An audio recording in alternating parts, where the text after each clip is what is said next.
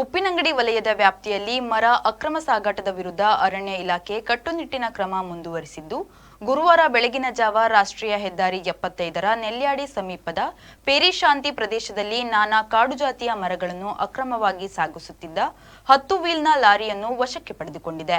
ಅರಣ್ಯ ಅಧಿಕಾರಿಗಳ ತಂಡ ಗಸ್ತು ಕಾರ್ಯಾಚರಣೆಯನ್ನ ನಡೆಸುತ್ತಿದ್ದ ವೇಳೆಯಲ್ಲಿ ಸಕಲೇಶಪುರದಿಂದ ಮಂಗಳೂರಿನ ಕಡೆಗೆ ಸಾಗುತ್ತಿದ್ದ ಶಂಕಾಸ್ಪದ ಲಾರಿಯನ್ನು ತಡೆದು ಪರಿಶೀಲನೆ ನಡೆಸಿದ್ದು, ಲಾರಿಯಲ್ಲಿ ಯಾವುದೇ ಪರವಾನಗಿ ಇಲ್ಲದೆ ಮರದ ದಿಮ್ಮಿಗಳನ್ನು ಸಾಗಿಸಲಾಗುತ್ತಿರುವುದು ಬೆಳಕಿಗೆ ಬಂದಿದೆ. ತಕ್ಷಣ ಲಾರಿಯನ್ನ ವಶಕ್ಕೆ ಪಡೆದು ಚಾಲಕ ಮಂಗಳೂರು ಸೋಮೇಶ್ವರ ನಿವಾಸಿ ಇಬ್ರಾಹಿಂ ಅವರ ಪುತ್ರ ರಫೀಕ್ ಎಂಬಾತನನ್ನು ಬಂಧಿಸಲಾಗಿದೆ. ಉಪ್ಪಿನಂಗಡಿ ವಲಯ ಅರಣ್ಯಾಧಿಕಾರಿ ರಾಘವೇಂದ್ರ ಹೆಚ್ಪಿ ಅವರ ಮಾರ್ಗದರ್ಶನದಲ್ಲಿ ಕಾರ್ಯಾಚರಣೆಯಲ್ಲಿ ಗಸ್ತು ವನಪಾಲಕರಾದ ವಿನಯ್ ಚಂದ್ರ, ಶಿವಾನಂದ ಕುದ್ರಿ, ವಾಹನ ಚಾಲಕ ಕಿಶೋರ್ ಹಾಗೂ ನೌಕರ ದಿನೇಶ್ ರವರು ಭಾಗವಹಿಸಿದ್ದರು.